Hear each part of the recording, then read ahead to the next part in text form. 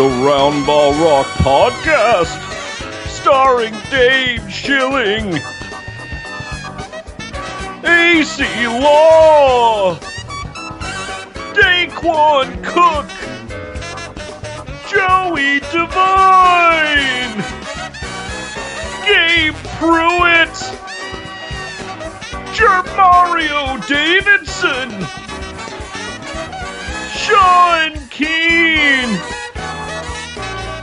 Kirill Fasenko, Stanko Barach, Patreons, Delamuka, thank you Delamuka, Forrest Walker, thank you Forrest, Max Stanley Williams, thank you Max, musical guest, Dengue Fever, and now the temporary host of Round Ball Rock, Joey Devine. Hi, it's me, Joey Devine, your temporary host of the Round Ball Rock Podcast, and we are back with a brand new episode. I'm here, as always, with my very good friend, co-host,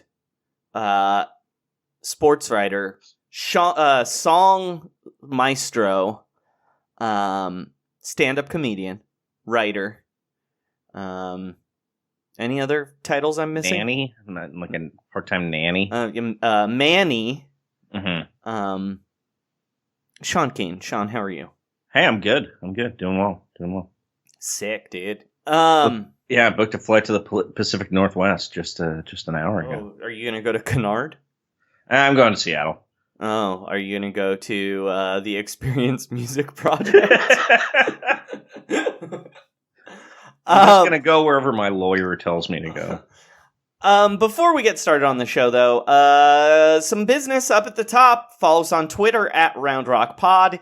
Email us at roundrockpod@gmail.com. Call us on the phone at the number embedded in the description of this episode.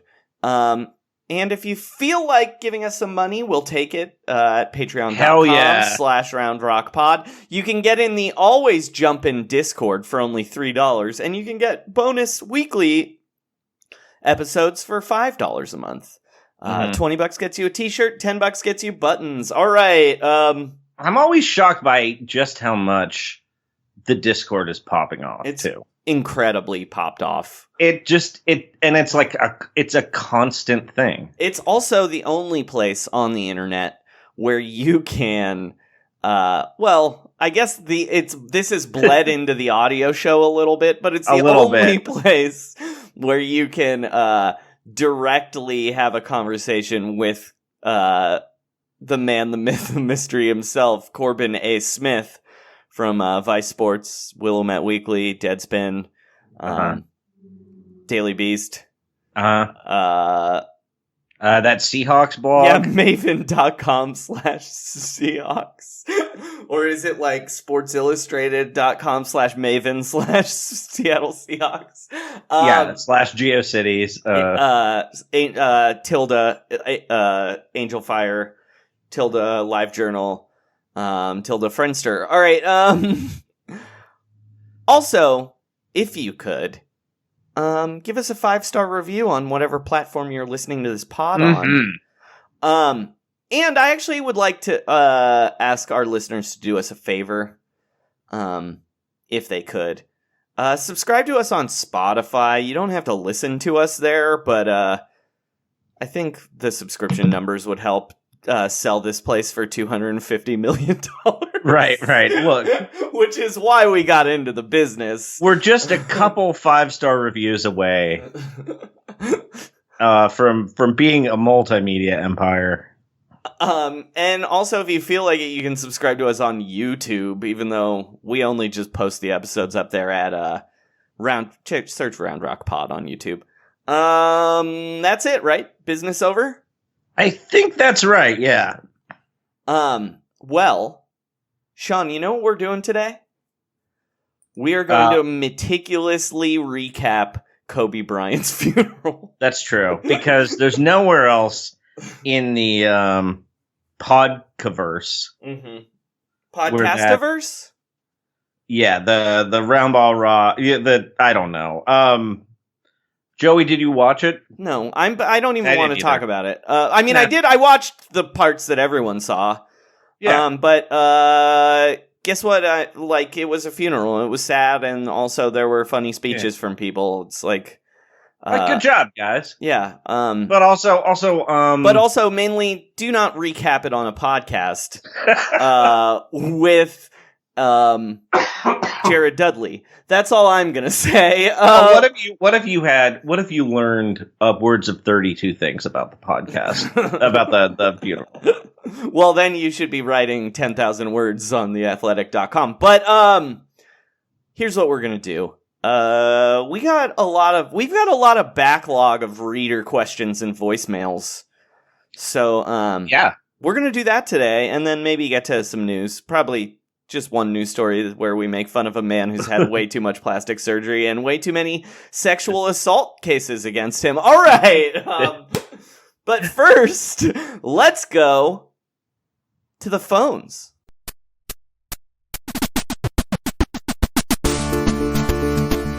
Sean and Joey can't come to the phone right now, but luckily phones are the domains of me, a robot.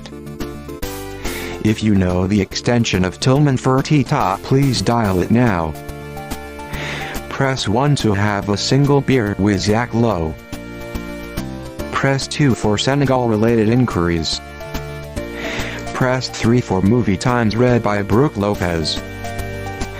Press 33 to hear problematic things Bill Simmons wrote in the early 2000s. Press 0 at any time to leave a message for Sean and Joey. That's right, you too can leave a message for Sean and Joey. Just dial 323-682-0342. Once again, that number is 323-682-0342. Please give me a call. Being a robot is a solitary road. All right, Sean, our first question comes from our friend Dubbaroo. He called 2 weeks in a row. Dubbaroo called us. You meet the guy in person once, and then he won't stop calling you, which I like it. But last week, you and I were talking about jump souls. We were. I'll be honest. I kind of forget how we got on the subject. I mean, I kind of Robert Pera. Yeah, it was Robert Pera. I always want to talk about jump souls, so hit me up on Twitter. I'm Jump Soul Hive hashtag also, Jump Soul Hive. If you'd like to advertise on the podcast and you are a manufacturer or distributor of Jump Souls or Jump Souls related products, please hit us up on Twitter or just leave us a voicemail and let's talk some business, guys. Or mail me a pair at... Sean, should I have said my address live on the podcast? You know what? Yeah, because you know why? I want a pair of jump souls. You're gonna be wearing some sweet ass jump souls, dude. Can you imagine that with those little golf balls on the front of your shoes? So sick. What if that was my thing as a comic, though, Joey? I was the stand-up comic who only performed in jump souls, and pretty much all my jokes were just about jump souls too. And like dunks. We should probably explain what jump souls are again real quick. For those of you that don't know, we talked about it last week, but look, I don't expect everyone to listen to every episode. Jump souls... I do, but I'm working through that with my therapist. Jump souls were these scam artist shoes that made you walk on your tiptoes that told you if you wore them enough you could dunk. And they looked... insane. You might recognize them from the Seinfeld episode that also has Mel Torme in it. Because Jimmy from Seinfeld wore them. Yes. But luckily we know someone who has worn jump souls, and he called us. And even luckier, it's one of our very good friends, one of our oldest listeners. Longest, not oldest. Oldest listener, I believe, belongs to a member of your family, probably, Sean. I don't think my dad listens. Oh, man. Wow. He does read my Yardbarker articles, though. Anyway, here's Dubbaroo to talk about jump souls. Hey everybody, it's Dubaroo. I listened to my last call and was quite whatever because I was clearly 3 days hungover from going up to Podstar Weekend. So a little more energy today, but I'm just catching up on the latest pod. And you wanted somebody to call in about the old jump soles from Robert Pera. Yeah, I owned a pair, and I'm sure my dad, rest in peace, loved the fact that they cost about $150. And the best I did with them was wear them around the house quite a bit as a tween and teenager. I did not do all the cool things you're supposed to do with them to get you able to jump. I was able to dunk at one point in my life. Those things did not help me at all. And, yeah, I carried them around for a long time. The weird thing about them is there's also this little contraption you put on the front of the platform that is about the size of half of a golf ball. So then you balance even more on your toes, and you're supposed to do like J.J. Watt box jumps with them. Needless to say, as an uncoordinated white kid, I would have killed myself if I was actually trying to do those things growing up. But yes, I had jump soles. No, they didn't help me at all. Yes, I did wear them around the house like a weirdo quite a bit. And, yeah, I got nothing out of them except thought I was going to be able to jump at some point, but I never was able to. All right, thanks, guys. Also, Joey, sorry. I didn't mean to say that you'd stop insulting me. You never insulted me. I was trying to come up with some joke, but I was hungover, and that's all I got. Later, guys. Thank you for calling Dubaroo. Please call us whenever you want. Also, good job, Dubaroo. I know you weren't bragging. That's not the kind of guy you are. But my man could dunk. He appropriately mentioned his ability to dunk. Yeah. It was in context, and I was really impressed and jealous. I think I've said this before on the show, but I would like to reiterate it again in case there's any genie or like monkey's paws out there listening. I would give up 5 years of my life to dunk one time on a regulation hoop. Would you? What can I ask you about your ideal scenario for that? Sure. I mean, I haven't played basketball since, I want to say 2010. And even then I was not good at it. But I mean, it's got to be on somebody and it's got to be really cool. You know what I mean? Yeah. Preferably one-handed, maybe a two-hand windmill, maybe a two-hand reverse. That'd be pretty cool.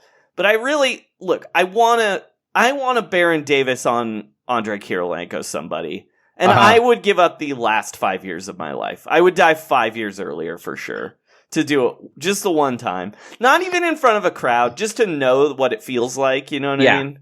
On video, do you think? Nah, I don't even need that. Damn. All right. Well, if you are a genie, the phone number is in the show notes. Again, if you are a wish-granting genie, own a monkey's paw, or a devil at a crossroads. A devil at the crossroads with a golden pair of jump soles. Hit us up. Speaking of someone who hits us up all the time, and last week's episode, we're really creating a universe here. This is like a narrative podcast now. Yeah. Also, I want to mention one more thing to Dubaroo. Yeah. Because I know he had them when he was like 13 years old. And now that I've like met and touched Dubaroo, all I was imagining was him doing box jumps in the jump soles, but it's how he looks now. Right. Oh, for sure. He is 6'5". Yeah. But yeah, speaking of last week's show, last week we had our friend, we've mentioned him once already, Corbin A. Smith, frequent guest, frequent caller, former host of the Take It or Break It podcast. Someone called him up to I wouldn't even say make fun of him necessarily. It was like a tribute. It was like a cover band of a Corbin call. Yeah, there was we had an imposter Corbin call last week, which, by the way, I want to make very clear, Sean and I had no hand in the making of that call. That was just delivered to us right away. We don't even know who did it. As a ransom note. Yeah. But Corbin had a response to fake Corbin. So let's play Corbin's drop and then that call. Big Corpse Corner. Big Corpse Corner. Big Corpse Corner. A call from Corbs. Hey there, Big Corbs here. First things first, I need to address some so-called satirical phone calls that have been made to this show recently. I would just like to remind everybody calling in here, making fun of me for putting away my dishes, rude, that I am a nationally published writer, Deadspin, Daily Beast, Vice Sports, many major publications have paid me, and everybody who called in to take shots at me is a fucking nobody who wakes up every morning and looks in the mirror and sees the thing they hate the most. So, nothing you can say to me can hurt me, because I am very successful and powerful, and you are scum. But I didn't just call in to air grievances with my many fucking enemies who listen to this program. What I called in to ask is, I've been thinking a lot lately. I've read Ethan Sherwood Strauss's wonderful book, The Victory Machine, recently. Press copy. Once again, national writer. Those are the kinds of fucking privileges I get. And there's sort of a lot of talk in the book about whether or not succeeding at basketball makes anybody happy. And so my question for you guys is, what player that has recently won a title was most emotionally satisfied by their victory? Thank you for taking my question, Joey and Sean. You guys are cool. I like you guys. Some of these other people, I don't fucking care for them. All right, Sean, that was intense. Also, that was intense. Second braggy call of the day. I would say Debaruz was more of a humble brag about how he could dunk. Yeah. But that one was just straight up really throwing a lot of fire. This had some elements of Tupac's "Hit 'Em Up," I Uh-huh. would say. Also, that I mean, am I being crazy by saying that Big Corbs was displaying Mamba mentality with that call? I would like to say, though, real quick, we love Corbs for sure. Obviously, we love Big Corbin. Read his subscribe to his Substack, Bad Photo Journalism. Read him on the Daily Beast. Follow him on Twitter for all your Captain Marvel is actually hot takes. Oh, and check out Kelly Dwyer's The Second Arrangement too, which is also a Substack. Well, and Katie Heindel's Basketball Feelings. That's the Roundball Rock reading list, Substack reading list. But Lewis Keene also has a Clipper one, but you can actually just read Lewis Keene in like the New York Times too. So that you can find him there. Corbin's rants are his own. We don't support Corbin in telling our listeners to fuck themselves, or bragging about how many privileges he gets. But if you are Ethan Sherwood Strauss, or the publisher of Ethan Sherwood Strauss's wonderful book, The Victory Machine, I would like a copy, and you can mail that to me at...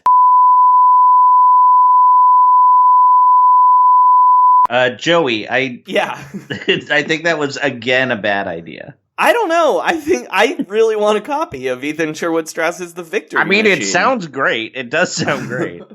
Okay, so Corbin did ask us a question. Oh, he did? I missed it. In telling our listeners to fuck themselves repeatedly. What was the question? It is which player who recently won a title was most emotionally satisfied by their victory. I think there's a clear answer. I also think there's a clear answer. Okay, I I think it's Kyle Lowry. Oh, I disagree. I think it's J.R. Smith. I don't feel like that. I mean, he had a great time. I don't really think that J.R. Smith is all about the rings. But it's not about being all about the rings. It's about it made him famous for reasons other than like throwing a guy's phone in the garbage or killing his friend in a car accident. Yeah. You know what I'm saying? Like he became a respectable. It was a respect thing. Yeah, I mean, it was short-lived. Yeah, it's true. It was short-lived. But I think at the time... He became like the Fred Merkel of the NBA Finals. I do think at the time that was the most emotionally satisfied anyone's been, winning a title. I mean, LeBron's first title was also probably pretty emotionally satisfying. Yeah. Dirk? I thought Lowry, man, though. Like... It's almost, I mean, Dirk, very emotionally satisfying. I would say that team collectively. The Dallas team? Yeah. Because it's like, it's so many more guys than you realize. It's like, it's all these guys who like peaked at 6th place in an MVP vote. Mm-hmm. You know what I mean? It's like old Jason Kidd, Tyson Chandler, Peja, Caron Butler. My thing about Kyle Lowry... And I agree he was probably definitely emotionally satisfied. I think there's two things. One, I bet there was a little bit of him that was like, I wish I could have won this with my best friend DeMar DeRozan. And two, I do think he's probably a little annoyed at how many more people remember what Fred VanVleet was doing versus him actually winning the series. You know what I mean? Oh, I don't think that bothers him at all. It's only because of what he seems like this year. Mm-hmm. That's true. He seems much chiller. Like there's a certain amount where Dirk had that, but Dirk like sort of used it all up by just like partying all summer afterwards. I mean, I'll tell you who. Mark Cuban's like, we're not bringing back Tyson Chandler. You don't have to get in shape for training camp, buddy. I mean, I'll tell you who it isn't. Kevin Durant. Yeah, Kevin Durant is the least satisfied person ever to win anything, I think. Yeah, I think it made very little difference. I think Kyrie got more out of his title, even though Kevin Durant clearly seemingly had more to prove. Well, I mean, Kyrie, I think it actually cemented what he already thought about himself. You know what I mean? Which is, I just hit like one of the greatest shots in NBA history because I'm one of the greatest players ever and one of the greatest minds. Right. Yeah. One of our thinkers. He basically I wonder if that, you remember that T-shirt that the Clippers made for Blake Griffin? Mm-hmm. With like Abraham Lincoln, Nelson Mandela, Martin Luther King. Was Einstein Einstein was on it. Maya Angelou, I believe, was also on it. So I feel like Kyrie maybe made one of those for himself in college. Oh, for sure. You know, he had a lot of time off at Duke because he was hurt. So like just got into silk screening. But it's like weirder people. It's like, Thomas Jefferson, Deepak Chopra, Jordan Peterson, Frank Zappa. Oh, for sure. Ben, but not Jerry. Yeah, right. He's like, I don't. Jerry doesn't have the third eye energy. The American Taliban. The American Taliban's probably up shirt. Yeah. Oh, for sure, dude. Christopher Dorner. Oh yeah, absolutely. He's the NBA's Dorner, right? I mean, he's not murdering people, obviously, right. but like, but like his manifesto would be similar, right? I think so. Well, he would definitely shout out a lot of entertainers in it for sure. But yeah, I do. I mean, Well, okay. Let's go quickly. speed round. Mm-hmm. I'm just going to go through some recent champions, and you tell me which guy on the team was most emotionally satisfied by the victory. Okay. Okay, what 2019 Raptors? Either Gasol or Lowry. Yeah, Gasol is also legit. 2018 Warriors. Oh. JaVale McGee? I think it's JaVale. Because he wasn't on the 2017 team, right? Yeah. And then, 2017 Warriors. David West? I think that's right. 2016 Cavs, we said J.R. Smith. I think that's correct. 2015 Warriors. I think it's Steph, actually. I think it is too. 2014 Spurs. That's a weird one. It's a weird team to be like, who wanted it? Because there wasn't like an outright GOAT the year before. I mean, part of me wants to be like, I think it's still just Duncan. I think they all were Duncan. I kind of think it was Duncan too, yeah. But I'm looking at it right now. I think it's Boris Diaw. Maybe. I could see that. He also had a great series too. Yeah. 2013 Heat. Is that the one? Did that have is that the one with Gary Payton on it? No, that's the Ray Allen Miracle 3. Okay. I think they had some weird guys on that team. Weird guys. I'm just trying to think of who it was. Maybe Rashard Lewis is on that team. Rashard Lewis is on that team, but I don't think it's him. No. I think it's Juwan Howard, maybe. Okay. Not maybe. I was thinking maybe the Birdman. A lot of these guys were on the team the previous year. Right, that's the problem. It's like Jarvis Varnado. Yeah. I'm going to say not Dwayne Wade because that 3 thing he did afterwards was fucking ridiculous. It was lame. 2012 Heat. Let's say Eddie Curry. I think it's LeBron. No, it's LeBron. It's absolutely LeBron. It's Dexter Pittman getting that first ring. Yeah, it's not Juwan Howard for the other one. It's Birdman. Birdman's not on this team. Oh, yeah. Then it is Birdman. Birdman. Yeah. Birdman. Yeah, okay. I like it. 2011, it's Dirk, right? It's either Dirk or Jason Kidd. Yeah. And 2010 Lakers. Powell, probably. I think it's Ron Artest. Oh, nope, you're right. It's Ron Artest. Because he even hit a 3 in Game 7. But Pau Gasol, what a champion in that one. Mm-hmm. All right, that's good. Yeah, good. Good call, good Corbs. Call, Corbs. I'm sure we won't be hearing from you again. Ever. Because one of our listeners has murdered you. That's how this show officially becomes a true crime podcast, just like every other podcast. Yeah. Somebody stakes out Kennard and then murders Big Corpse. They've got like a decoy dog that's really photogenic. Lure him into a false sense of security. We heard from a lot of our longest listeners this week. A really long time listener, one of our first listeners along with Double Roo, Christian called. Let's hear Christian's call.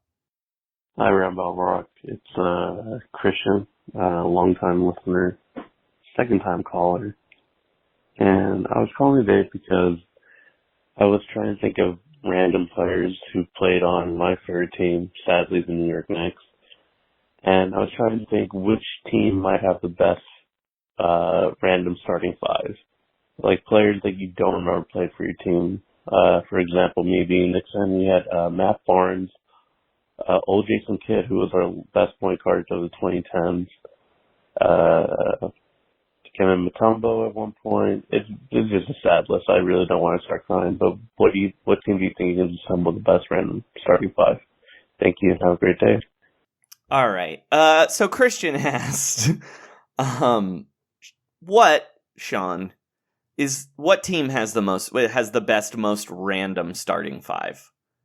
I mean, the Knicks are a great choice for that reason because you just have all these guys where you're like, Yeah, Antonio McNias, Jalen Rose. Yeah. Just like these weirdo dudes who were there very briefly. I mean, it's super weird that Bargnani was on the team for that long. Right. And like Glenn Rice. That might be going too far back. It's weird because the Warriors have had a lot of strange rosters. Yes. But it's not that kind of thing. Like the organization before like 2012 is so devoted to failure that there aren't even like, you would never be a fun veteran who goes there. Like your random Warriors would be like Nick Van Exel, Cliff Robinson, and then it's just like mostly just like shitty guys, right? It's weird they had Vladimir Radmanovic. That was weird. But yeah. So in that sense, the recent Atlanta Hawks have been incredibly weird. Yes. Definitely. I would also say the Nets are good for this. Oh, right, because they just have some years where it's like, yeah, Alonzo Mourning is on the Nets. Dikembe Vince Mutombo. Carter on the Nets. No one will but also Andre Kirilenko. Yeah. The net. But I only kind of know this because there's in the NBA 2K games now, they make all-time rosters complete with who NBA 2K has deemed the all-time 13 greatest players on a team, and the Nets are so bereft that D'Angelo Russell and Devin Harris are on the roster. Oh man.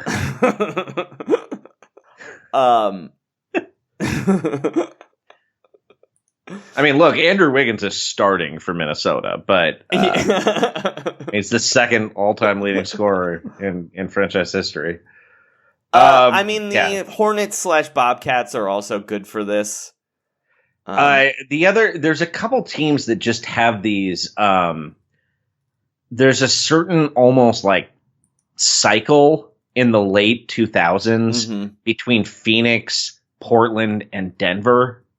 Yeah. Where like every team just rotates who's going to have Derek Anderson, Aaron Aflalo, and like just a weird it's amazing the amount of guys who have been on both Denver and Portland. And it's not You know who I actually think my answer is for this though? What's that? I think my answer is the Toronto Raptors.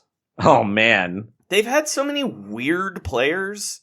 I mean, any team that's had Muggsy Bogues on it, that when he's not a Charlotte Hornet, I feel like is in the running for this. So you've got like Del Curry, Akeem Olajuwon, Sean Marion, Jermaine O'Neal. These are just off the top of my head. But also Jorge Garbayosa. That's who I was going to say. Rafael Arujo. Rudy Gay for like 15 months. TJ Ford. They had Hedo Turkoglu. Did they have Tayshaun Prince briefly? I don't know, but it sounds like it could have happened. Right. Like, there's just a lot of sort of... Charles Oakley has been on the Toronto Raptors. Marcus Camby. Yeah. The Cavs are also a great answer for this. Because only did they cycle through a bunch of crazy players, like old guys with LeBron... But then they also become like a weird dumping ground. Yes. So it's like, I mean, like their team now, that's the thing. The Cavs roster right now is like that, where it's like, well, why would you think it was strange that we had Andre Drummond, Larry Nance Jr., Kevin Love, Chetty Osman, Brandon Knight, and John Henson on the same roster? Yeah, that's my answer. My answer is the Cavs. You can put the craziest collection. Yeah, it's like Shaq is on the Cavs. Yeah, Antoine Jameson, Ben Wallace. Yeah. Oh, Wally Zerbiak. Yeah. Larry Hughes. And then like Sean Kemp was on that team. But then also just the end of like the 2015 Cavs is like the end of the bench is like people you would not even like Well, remember Sean Marion's retirement video? Yeah, no, exactly. Yeah. But then it's also Richard like Jefferson, and but it's also like Joe Harris is there. You know what I mean? Right, exactly. Yeah, like Danny Green was on the Cavs for a couple weeks. Mo Williams on the 2015 Cavs. Well, they made like a surprising number of three-way trades too, which I feel like just increases the madness that you have on a team like that. Yeah, my answer is the Cavs. The Cavs, they just cycle through so many players and so many. It's like they pull names out of a hat when LeBron is there and when he's not there. And it even feels like when LeBron wasn't there, their free agent targets were still really weird. Yeah. Like you have LeBron, Gordon Hayward. Hey, we would have had Gordon Hayward. Yeah, we traded for Sam Decker. That's the guy we traded for. Like, Sean, can I just read you the Basketball Reference roster of the 2012-2013 Cleveland Cavaliers? Yes. I just picked this team randomly. I randomly put a year in. Omri Caspi, Wayne Ellington, Alonzo G, Daniel Booby Gibson, Kyrie Irving. I totally forgot Wayne Ellington was on that. Dude, it's going to get even weirder. John Lure. Weird. Wait, he was on the Cavs? Sean Livingston. I did not know he was on the Cavs. CJ Miles. What? Jeremy Pargo. Amazing. Chris Quinn. Samardo Samuels. Chris Quinn is a white point guard, right? Well, he's a shooting guard, according to okay. Basketball Reference. Let's see if he has didn't have that handle. No Basketball Reference nickname, by the way, for Chris Quinn. Samardo Samuels. Donald Sloan. Weird. Maurice Spates. Tristan Thompson. Anderson Varejao. Dion Waiters. Luke Walton. And Tyler Zeller. Joey, I picked the 1998-99 Cleveland Cavaliers. Yeah. It's also an extreme surprise that many of these people were on the Cavs. Derek Anderson. And weirdly, 25-year-old Derek Anderson. What happened there? Corey Blount. Earl Boykins. Andrew DeClerc. Danny Ferry. Someone named Laterial Green, Zydrunas Ilgauskas, Sean Kemp, Brevin Knight, Wesley Person, Vitaly Potapenko, and Bobby Sura.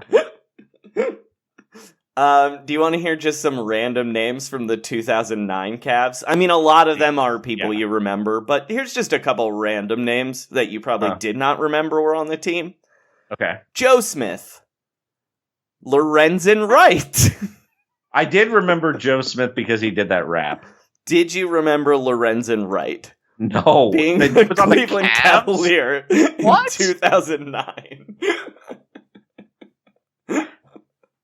But yeah, J.J. Hickson. Totally forgot he was a Cav. I'm going to be honest. I guess I remembered that, but... Even like old guys that I don't have any familiarity have crazy names. Who's fourth in games played for the Cavaliers? Why, it's Bingo Smith. Who's in fifth place? Hot Rod Williams. And then like they have normal guys where you're like Brad Doherty. That's a normal guy. First pick in the draft. What does he do now? He works in NASCAR. Is he 7 feet tall? Yeah. So the 2006 Cleveland Cavaliers, Sean, they have some guys you remember, but it's... I believe this is a team that went to the conference finals. Martinez, Andrew Kevicic, I do remember that name for some reason. Drew Gooden. Okay. Zendon Hamilton. I don't remember. Alan Henderson. Larry Hughes. Zydrunas Ilgauskas, of course. Luke Jackson, LeBron James, Damon Jones. You got Daniel Marshall? Here's another. No, we're getting there because this foursome here is really where I was like, yep, the Cavs are the answer. Danielle Marshall, Ronald Flip Murray, Ira Newble, Oh my god. Eric Snow. Sasha Pavlovich and Mike Wilkes. Man, I gotta say, there's an argument that Eric Snow has to be like one of the toughest basketball players of all time. Because I remember 5 years earlier when he was on the Sixers and just being like, man, I don't understand how this guy is starting in the finals. Oh man, like he's like not good at anything, but he's just really tenacious. Okay, he must just be super smart. And yeah. I actually found the all-time one. This is the all-time. This is maybe the team you would give Christian for the most random. Oh, okay. But by the way, I just want to add that the Cavs all-time leaders also include a Campy Russell and World B. Free. So this is LeBron James's rookie year. Oh, hell yeah. 2004. Tony Battie.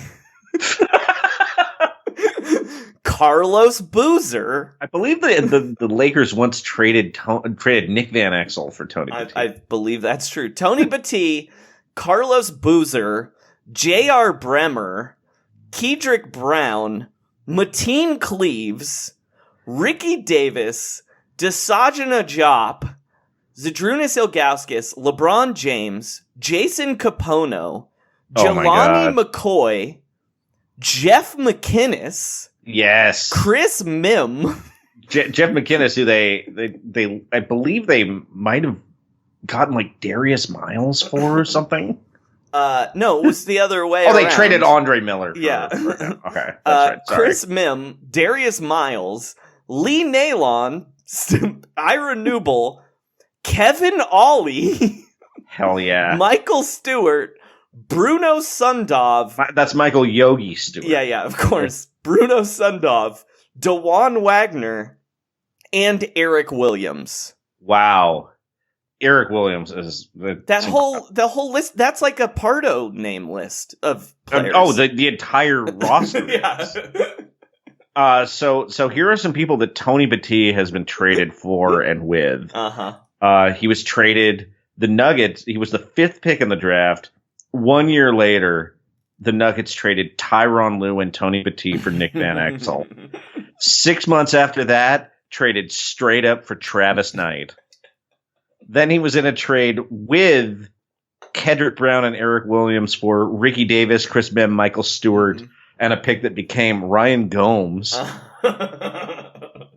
And then he was traded for Drew Gooden, Stephen Hunter, and Arison Varejao. And then he was in the trade that brought Vince Carter to Orlando. It was him and Skip Tumailou and Courtney Lee for Ryan Anderson and Vince Carter. What an incredible trade! What a career! Also, all 5 of those guys except for Eric Williams, really, but incredible careers in that trade. That's a wild trade. Those Tony guys. Battie played for 15 years. Anyway, the answer is the Cavs, Christian. In a surprising runaway.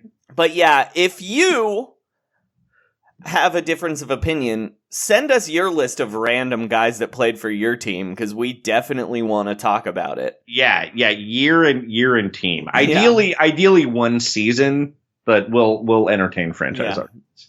No, I like a franchise team too. You let us know, and we'll hear anything.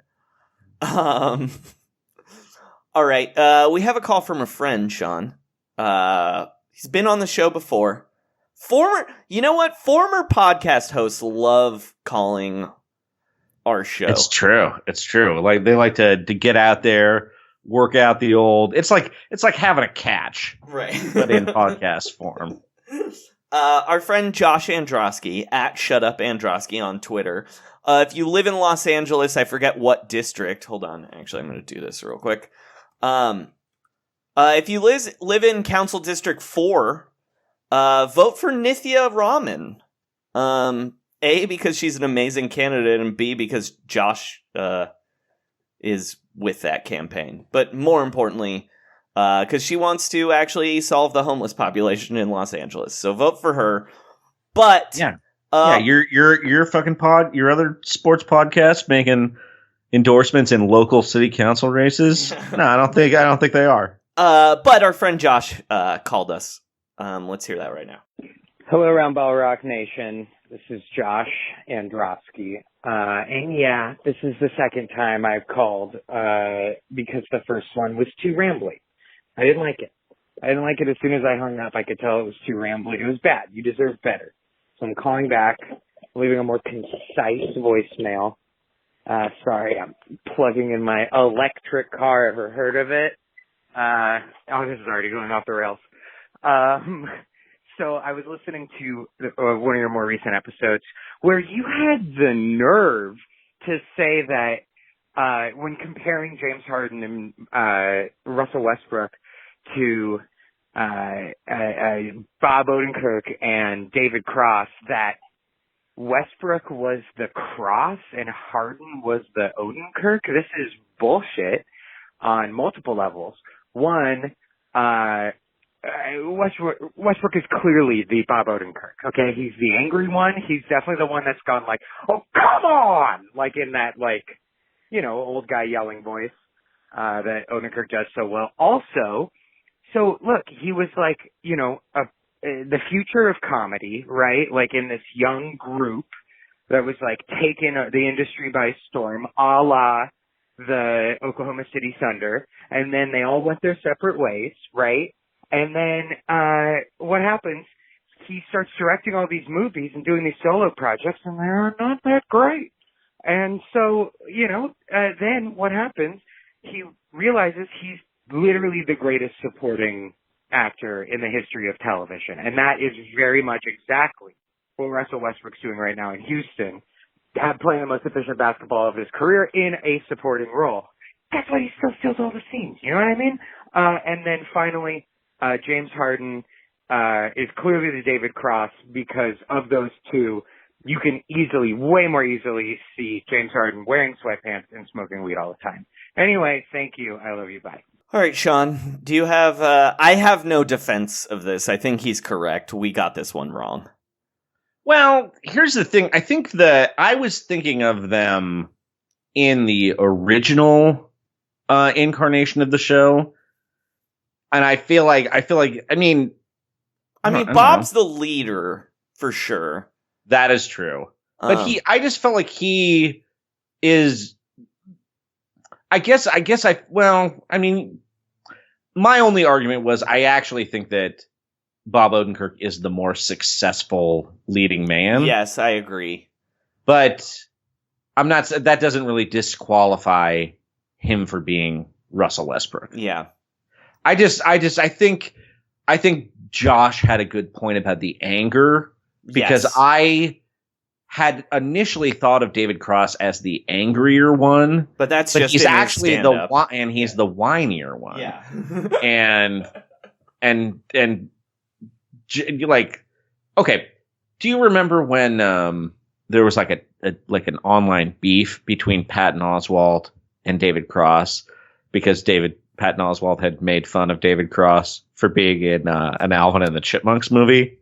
Not really, but it sounds like a very 2012 thing to happen. Yeah, very, very 2012. Anyway, that seems more like James Harden to me. Like that's I get that closer for sure. to, and he's in like James Harden is willing to do shittier projects, I would say, whereas Russell Westbrook's weird things don't suffer from a lack of ambition. Mm-hmm. They just maybe aren't very good.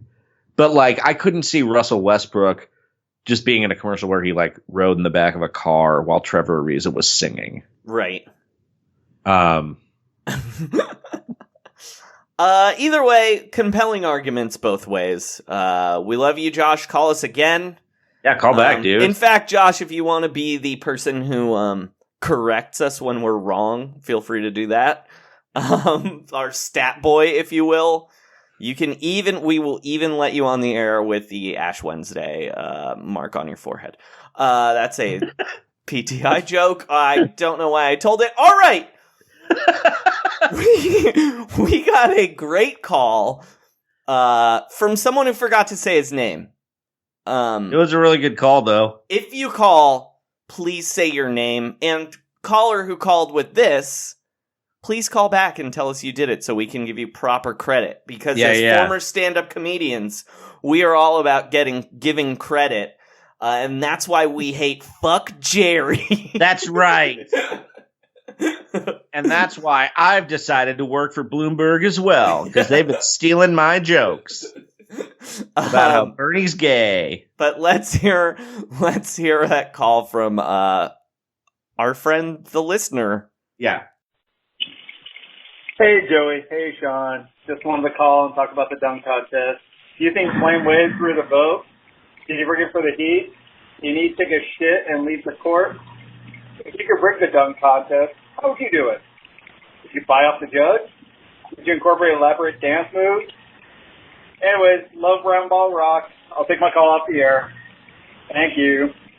All right. So, Sean, he had a couple of questions. I wrote them down. Yes. Do you think Dwayne Wade threw the vote at the dunk contest? I'm going to say 99% yes. Did he rig it for the Heat? Yes, he did it for the team. Did he take a shit and leave the court? I think he may have tried to accelerate it because he needed to take a shit, and then he had to leave the court for that. I kind of didn't. I wasn't fully paying attention to the very end, so but I became very convinced of the vote rigging afterwards. Because also the other thing that happened was one of the judges was Tom Perez, head of the Democratic National Congress. Yeah, I heard Debbie Wasserman Schultz was actually the one who made the rules. Yeah, it's weird. That just seemed weird to me. But more importantly, I'm going to ask his real question here, all three of them right in a row. If you could rig the dunk contest, how would you do it? Would you buy off the judge? Would you incorporate elaborate dance moves? Well, I think Dwayne Wade was smart because he essentially exploited the judge's inability to do math at that point in the evening on All-Star Weekend. Like, if Dikembe Mutombo is one of the judges, that's not going to work. If Shaq is one of the judges, you can probably get him with an arithmetic scam. But hey, wait, Shaq's a doctor, man. Oh, you're right. I apologize. What does he have a doctorate in criminology? I think that's correct. Yeah. And being a fucking narc. That's right. For being a dirty ass cop, which we haven't mentioned in a while. Dr. Narc. Shaq is a dirty cop. Shaq's a dirty cop. Never forget. Shaq participated in a armed SWAT home invasion when Sheriff Joe's boys knocked down the door of the wrong house with a battering ram. And that is why when Kyrie Irving goes full Dorner, Shaq is who he's going to murder first. Yeah. By the way, imagine how scary that is when you have not. I mean, even if you have committed a crime, it's very scary to have the police knock down your door, but you're completely confused at what's happening because you didn't do anything. All these people have guns. You're on the ground. You've been cuffed, and then Shaq walks in. Yeah. Do you think it's like a hidden camera show at that point? I have no idea. Here's how. How you didn't answer? Did you? Oh no, math. You do it through math. I think that's the easiest way, and then the other. If you're gonna rig a dunk contest, come on, rig a dunk contest. You know what I mean? You're right. He saw an opportunity. If you're gonna rig it, this is doing it through the math is the most Pete Buttigieg way to rig a dunk contest. I mean, doesn't Dwayne Wade have a little bit in common with Mayor Pete? A little bit. So yeah, I guess I would say. How would I rig the dunk contest? I think bribery is easily the best way to do it, especially if you pick the right retired athlete. Imagine Scottie Pippen's one of the judges. Mm-hmm. What would you got scammed by that plane guy? Money? You do it with money? Yeah, cash for Scottie, or movable shit like old Krugerrands, maybe. You know what I mean? Like a ruby, rare coins, maybe. Charles Barkley, I don't think is bribable. Dr. J. Charles Barkley is either the least bribable or the most bribable. It's unclear. He'll like. I just don't think you can like bribe him in conventional ways. Right. Like exactly. he'll rig the dunk contest if he thinks it's funny, but there's like no amount of money that can just buy him for something like that. I mean, there's an amount of money, but not a realistic dunk contest rigging amount. Dr. J, I feel like you have to blackmail. Right. Like incriminating photos. He did have a secret daughter, so yeah, like something weird that happened on the set of The Fish Who Saved Pittsburgh. Yeah. What about like Lisa Leslie? How do you bribe Lisa Leslie? I don't think you can. She might not be bribable. She has so much integrity. You only need to bribe one, right? That's true, actually. All you need is because there's enough. If you get someone to give a 7, you knock somebody out. You know, even an 8 will do it at this point. Yeah. They only give 9s and 10s. Yeah. And I guess the other thing I would do is do what the CIA did to Aaron Gordon, and I would rig their drone, I'd hack their drone. That's more the way I'm thinking, man. You know what I'm doing? Like sabotaging the stuff. I am bribing a much cheaper person, and that's the basketball ops person. And I'm raising that rim 2 inches. Okay. And you're telling your preferred guy. Well, I think, and I'm just saying you gotta jump. It's not gonna be where it normally is. You have to pay attention to it. You're telling Derrick Jones Jr. it's gonna be 2 inches. He can get up there. He just has to be cognizant of it, where most of these guys, they're just used to the hoop being 10 feet tall. Yeah. You know what I mean? But if it's 10 feet 2 inches tall, I don't know, man. I think they're gonna miss a lot of dunks. The other thing I'm doing is building up the height of the balsa wood plane 2 inches higher. So like your feet drag across it when you try to jump on it. So you want to hurt a guy in the dunk contest? No, I just think someone might have done that to John Collins. I'm a Tuskegee airman dunk conspiracy theorist. Oh, sorry. I thought you meant the court. The balsa wood plane. No, the balsa wood plane. That's so funny. I'm a Collins truther. They set him up with that PED test too. He didn't do it. The other thing I would do is I think you could just bribe a passer. Oh, right. You find out who's doing the passing. You know what I mean? Just miss that pass, man. Or somebody like sets off a firecracker and then Taco Fall stands up and Aaron Gordon is killed. You know what I mean? Like if a guy isn't bending down, you kind of can't dunk over that many people. It's like dunking over people. Like, better be like a mascot or have some thematic thing. I want to see people jump over more things. Yeah, things, not people, because people can duck. And it's like, oh, you dunked over Chance the Rapper. Like, what is he? 5'9"? Yeah, exactly. Like he's like, it's not like he's even that short or anything, but he's like a normal. That fucking mascot that Aaron Gordon jumped over that time is probably 6'2" and standing on a hoverboard. Yeah. Like, if they're not moving at this point, because again, that mascot was moving. Yeah. What are we doing here? Yeah, come on. But yeah, jump over a big birthday cake. Weird objects. Jump over a big birthday cake. Someone should win that. Yeah. Yeah. And blow out the candle. Do the tribute to the birthday cake dunk. You'll have my heart forever. Over a giant thing. And then when you win, you can smear the cake at people. You know what I mean? Like, giant cake. Yeah. I want to see someone dunk over the 3-point contest. Yeah. That would be so tight. Yeah, like one guy just takes off. Okay, this is what I would love to see. Someone is secretly a dunk contest contestant. And in the skills challenge, they actually just like rip off a fucking crazy dunk. Well, sometimes and they're like, "That was a soft open," you know? Yeah. Oh yeah. All right. So that's all our calls. Yeah, that's Wait, it. what? Good set of Wait, call. what's happening? Corpse Corner. Oh no, it's Big Corpse's music again. What? Big Corpse Corner. Big Corpse Corner. A call from Corpse. Hey, one more thing. Big Corpse, obviously. If you're out there and you want to support my fight against the savages who think it's appropriate to mock me, hop on Twitter, hashtag I stand with Big Corpse, hashtag I love Big Corpse. Let's get it trending, people. Let's teach these people that you can't make fun of Corbin on a podcast. Bye.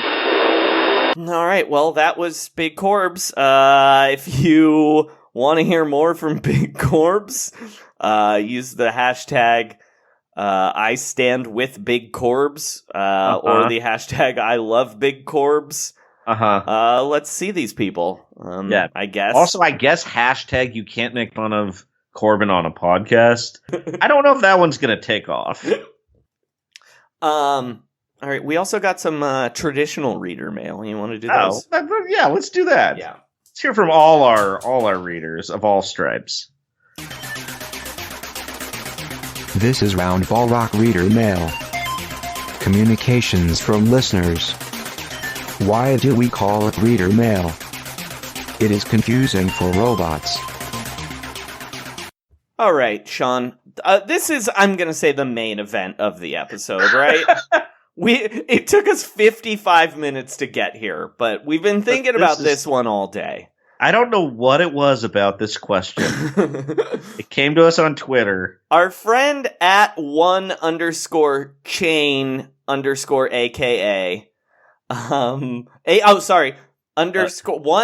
_1_chain, aka wife guy is goals, asked, important question for the pod.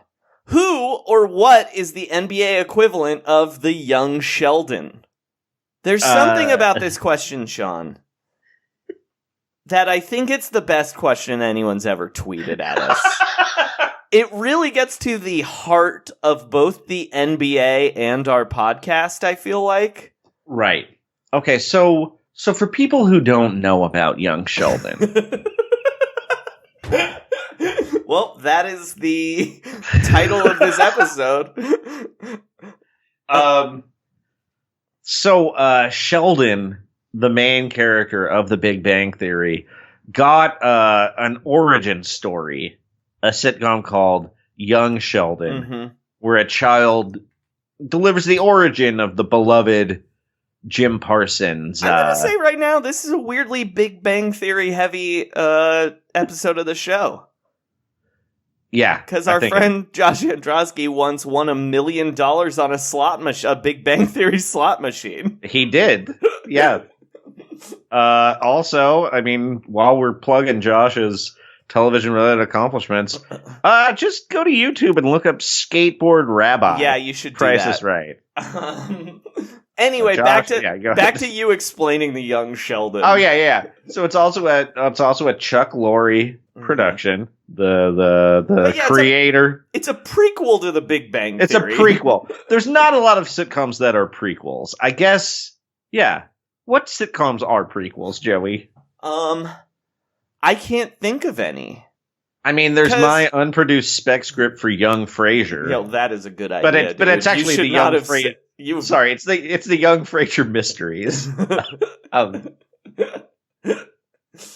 You should not say that on a podcast, just like my address. I sent that title in a registered mail envelope to myself. I don't think there are any other prequel sitcoms, at least. No, I think it's unprecedented. I mean, there's plenty of sequels. There's also not a lot of dramas that rely on the prequel. Uh-huh. Like, This Is Us has it built in, but there's never, like... All right. I'm sure there are... Well, there's the Young Indiana Jones. Right. But yeah, So I'll run through real quick before we get to our answers. Yeah. Our friends, the Super Hoopers, subscribe to them wherever you listen to podcasts, suggested Nick Gilbert. Yeah. Cavs owner Dan Gilbert's son. Which is a great answer because you get the look for sure. The bow tie. He wears bow ties just like young Sheldon. He's like old and young at the same time too. But I never get...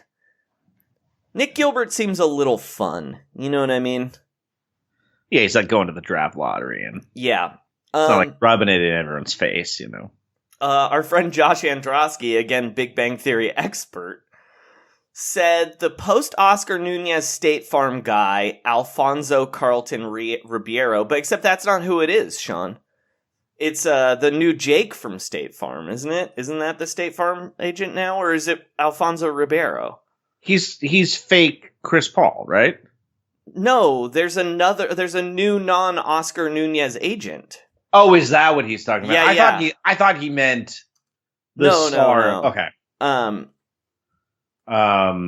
Is that Jake from State Farm? I don't think it's Jake, but hold on. Anyway, I think if it's one, it's not that though. I think it's not that guy. I think it's actually Oscar, right? Oh, Oscar Nunez is. Yeah. Because he replaced Cliff Paul. Right. So he's like the prequel to Cliff Paul. And the things this says about Chris Paul's identity are very interesting. That he's had both an identical twin separated at birth and an imposter. Yeah, but I don't think he's at all he's not at all the young Sheldon of the NBA. I'm sure we'll get a call next week from Josh yelling at us about how he is. Matt Garbodin said, is it Harold Miner, a.k.a. Baby Jordan? Yeah, he actually just sent us a gift of Harold Miner, but... I think Harold Miner is a little too fun to be young Sheldon. Michael Jordan's not correct here. He is not at all Sheldon related. Yeah. I mean, I do appreciate that it is like... You know, I mean, it very technically letter of the law. Yes, absolutely. Yeah. And our friend Juice Manji, Julian Rodriguez at Juice Manji on Twitter, said, I don't understand this question, but I feel it, which is how I felt. We also got an answer from Colin McGowan. Too. Oh, I know that. Well, that's I think we did get one who I think is an absolute contender. One of the most this is maybe the correct answer. Our friend Colin McGowan, who you can read at Real GM, follow him on Twitter at CS McGowan, said with zero hesitation, Donovan Mitchell. Ooh. It feels pretty good, doesn't it? He's old and young. Mm-hmm. He's he's on the nerd, kind of a nerd young team. Sheldon would definitely tell you the definition of rookie. Oh yeah, and he would develop the screen assist method of observing basketball. He's both arrogant and needy at the same time. He's obsessed with Spider-Man. Seems unaffiliated. Doesn't he seem bullyable to you? Yes. I mean, not by us, but by his peers. Uh-huh. Yeah, and even the broadcasters are kind of nerds. Mm-hmm. Couldn't you see Donovan Mitchell describing a teacher as his best friend? Yes, absolutely. All right, so that's our first contender, Sean. That's a good answer. Have? I thought, this is a little strict to the letter of the law, but in terms of being the sequel to something that was pretty popular, but I didn't really think was especially good, and also kind of unfairly had a reputation for being very intellectual. Austin Rivers, he's young Doc. And it was kind of I guess we got excited about this, and he got picked high in the draft. and then it just seems like something that no one really wants. Mm-hmm. And I'm sure, like, he's worked with talented people, but at the same time, you're like, I didn't really want another one of these. Mm-hmm. I had a couple in my mind. I think Richard Jefferson is a contender for young Sheldon. Mm-hmm. And again, it's more of a feel thing. I can't really explain why Richard Jefferson is a young Sheldon motherfucker, but he is. But my answer is actually CJ McCollum is the young Sheldon of the NBA. Oh, wow. And I like because this. Dame is old Sheldon. Mm-hmm. He's real Sheldon. CJ is fake Sheldon. He wears fucking bow ties. He's a fucking square. He's not that fun, but fans of the team have convinced themselves he's fun. Uh-huh. diehard Big Bang people love young Sheldon, right? They got to. So it's like diehard Blazer fans, they love Dame, they love the Blazers. They've convinced themselves CJ is both a fun player and a fun personality. Right. He has a podcast, which is a young Sheldon-ass thing to do. Uh-huh.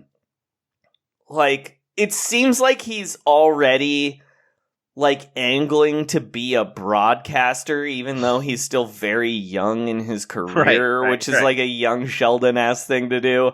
I think it's CJ McCollum. I could help you correct the homework. Yeah. Can I tell you some people that you might not know are affiliated with young Sheldon and on the show? Yeah, for sure. Annie Potts. Cool. Love Annie Potts. She's cool. Bob Newhart. Uh-huh. One of the best. And Reba McEntire. I love Reba.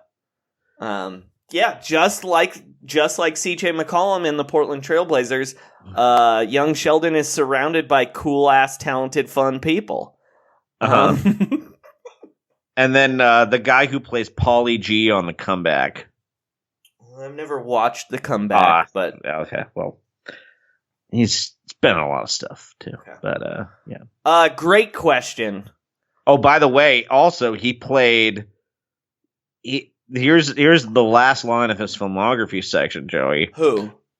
For Lance Barber. Okay. Barber played Jimmy Speckerman, who bullied Leonard Hofstadter at high school in one episode of The Big Bang Theory. Mm-hmm. He was then cast as George Cooper Sr., father of Sheldon Cooper, in the spinoff Young Sheldon that premiered in 2017, and mentioned that some fans were confused because he played different roles in the two related series. Yeah, that's like the first time I saw Captain America, the first Avenger, I was like, why is the Human Torch Captain America?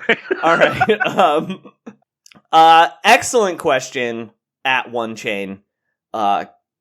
Keep them coming, baby. We love a good question.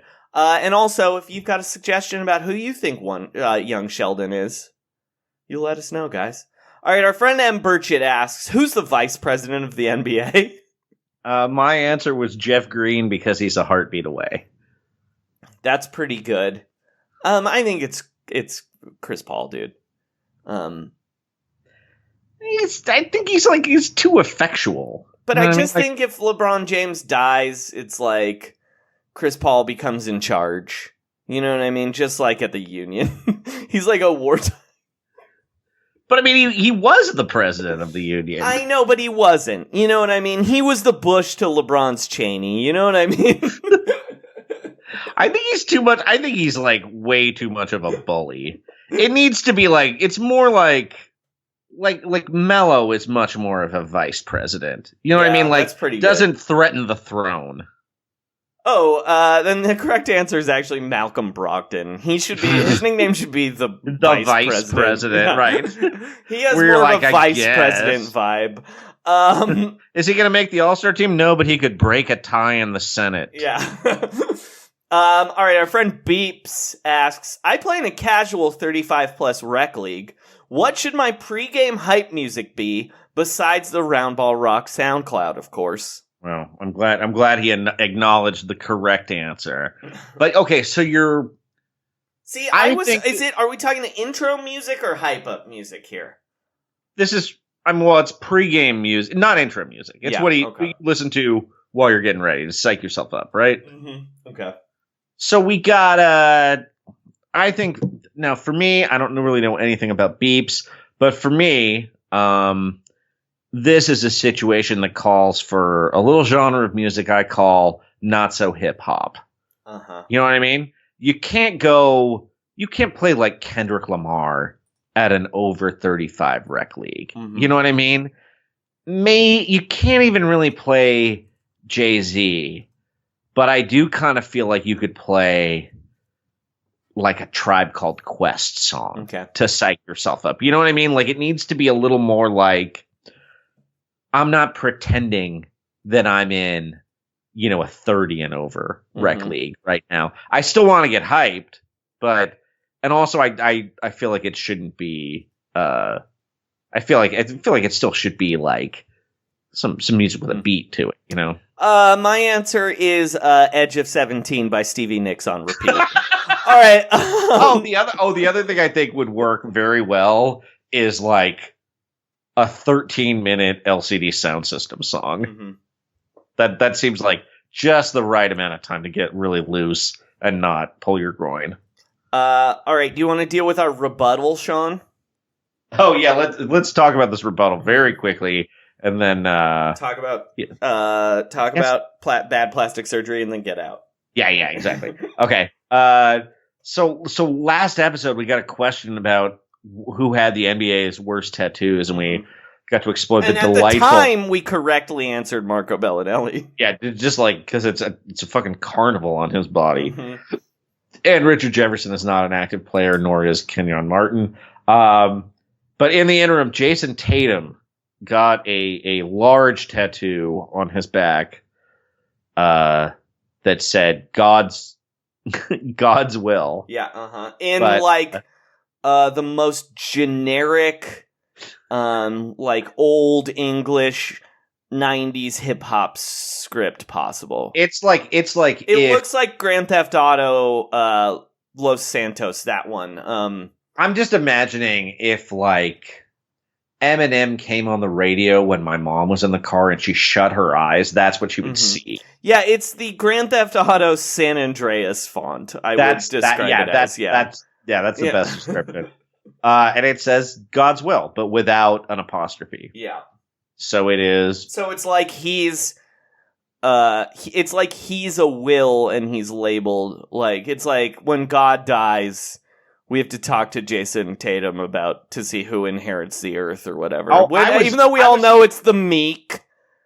I think it might be a statement about polytheism. Oh yeah. That's what happened. He played with Kyrie for 2 years, man. Mm-hmm. You think he's not like, well, and I can't rule out like Gaia or, Xenu. Mm-hmm. My question I'm just gonna hedge my bets with this punctuation. The one thing I have to say about Jason Tatum's terrible tattoo is the tattoo artist that put that on him should be in prison because he is not over 18 and is not old enough to get a tattoo. He is too young. Were his parents there? Yeah, did his mom sign off on it? Did Bill Simmons sign off? Bill Simmons probably did. That's why he got it in LA when they were playing the Lakers, because Bill could drive him there. Anyway, it's a bad tattoo. I still kind of think it might be. It's not as...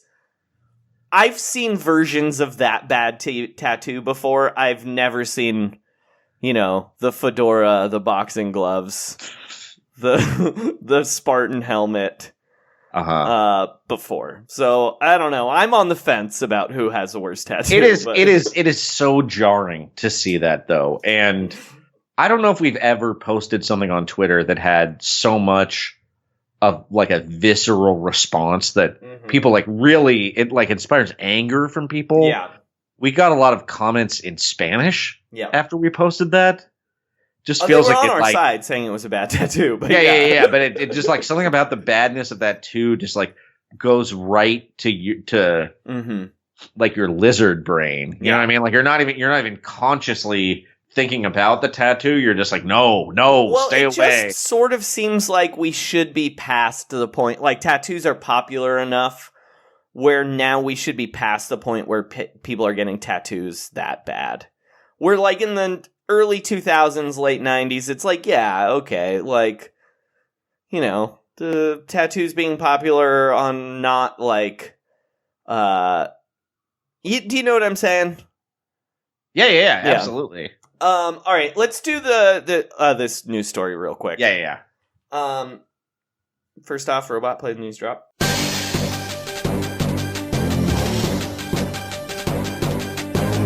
This is Round Ball Rock News. Basketball news. For humans and robots. Trust the process.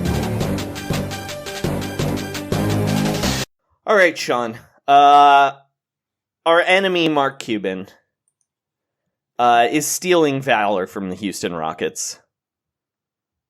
Oh, man. Do you want to explain what's happening here?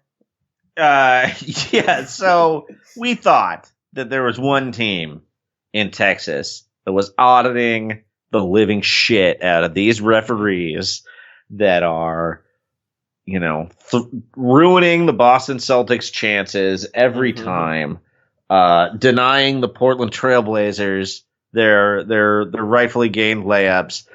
But no, there was one team that's very angry. The Dallas Mavericks are protesting in a game where they lost to the Atlanta Hawks by 2 points.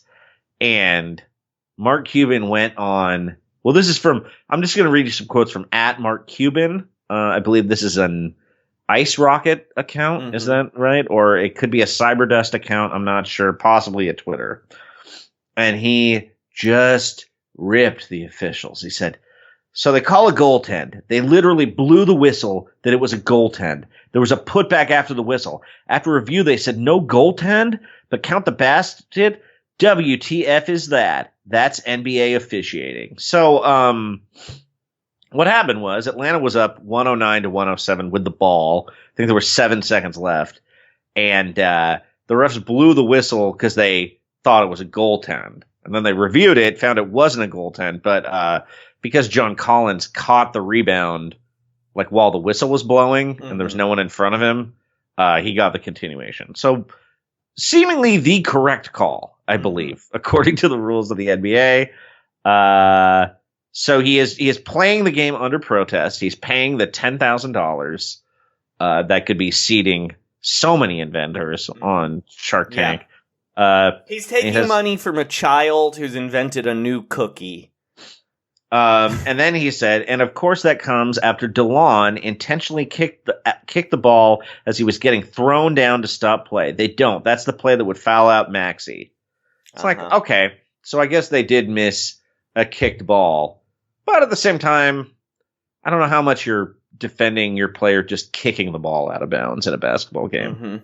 Refs have bad games. Crews have bad games. But this isn't a single game issue. This is the same shit that's been going on for 20 years. Hire former refs who think they know how to hire, train, and manage. Realize 2 years later they can't. Repeat. In the past 12 years, it's been Ronnie Nunn, Don Vaden, Bob Delaney, and now Monty McCutcheon. What do they all have in common? You know the definition of insanity? I'm gonna say, on behalf of our friends at Fast Break Breakfast podcast, you should also check out How Dare You, Mark Cuban. You do not talk about a referee like that. That's a hardworking man. He's doing his best.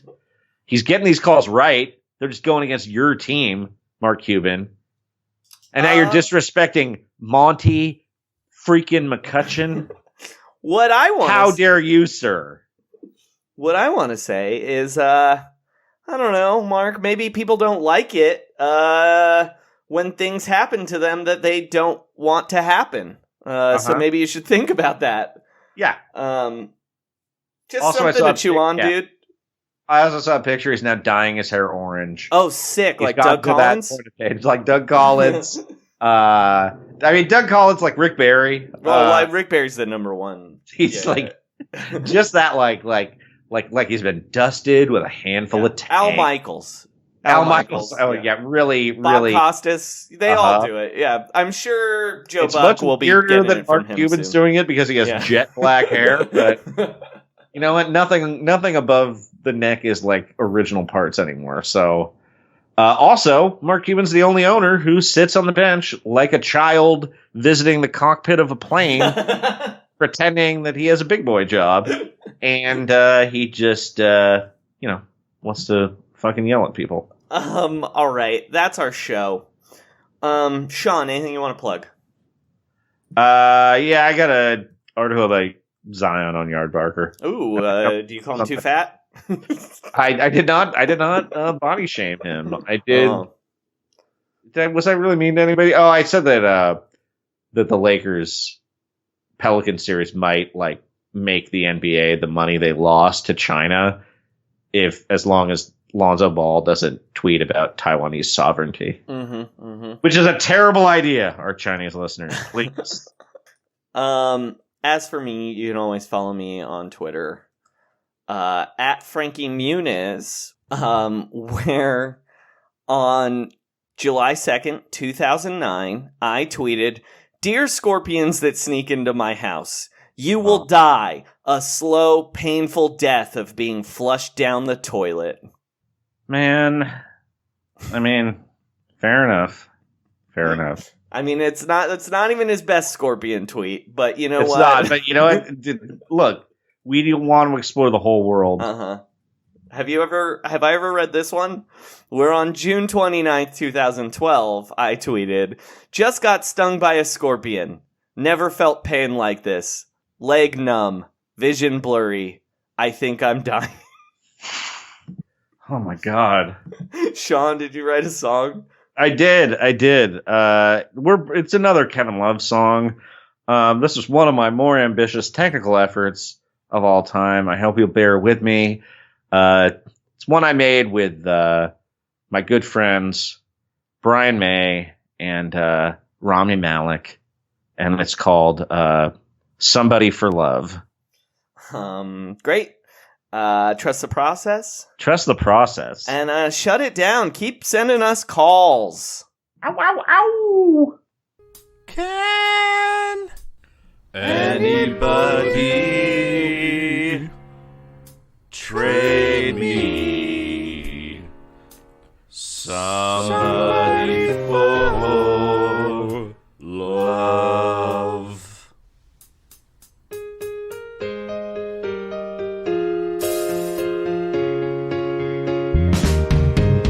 Each evening we go out and lose. Can't barely stand these defeats. Take a look at the payroll and cry, "Kevin, what you doing to me? I made a mistake and extended you, and I just can't get cap relief. Lord, somebody, can anybody trade me somebody for love?"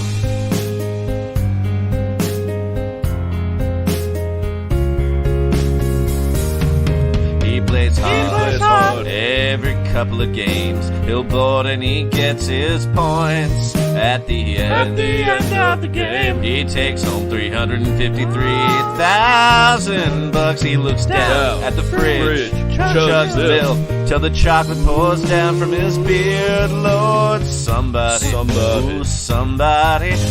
anybody trade me somebody for love?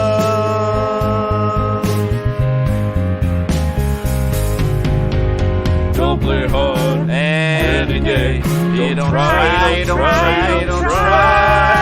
But everybody turns straight off his down. They say he's gotten lazy. I just want to get a future pick. Got turned down by the Knicks. I've got nobody left I can deal with.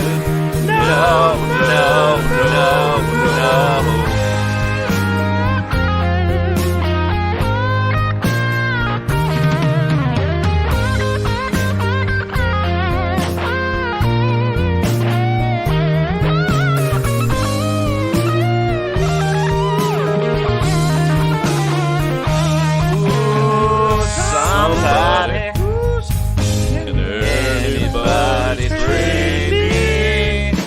Somebody for love.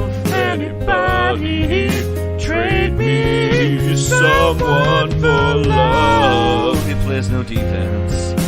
He He just quit moving his feet. He's so white, he's Snow White. He's so white, he's so white. More than 60 defeats. I've just got to get out of this laundry meal. He's signed until 2023, Lord. Trade me somebody for love. Trade me somebody for love. Trade me somebody for love. Trade me somebody for love. Trade me somebody for love. Trade me somebody for love. Trade me somebody for love. Trade me somebody for love. Trade me somebody for love. Trade me somebody for love. Somebody trade me somebody for love. Can anybody trade me somebody for love?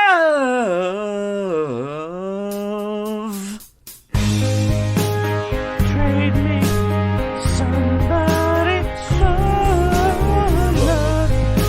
Trade me somebody for love. Trade me somebody for love.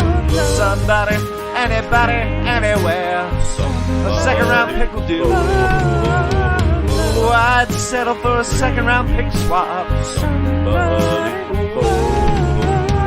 Promising D-Leaguer for love. Anybody in the CDA, even if they got the coronavirus. Anybody, we just gotta get him off the team. Trade me, trade me, trade me, trade me.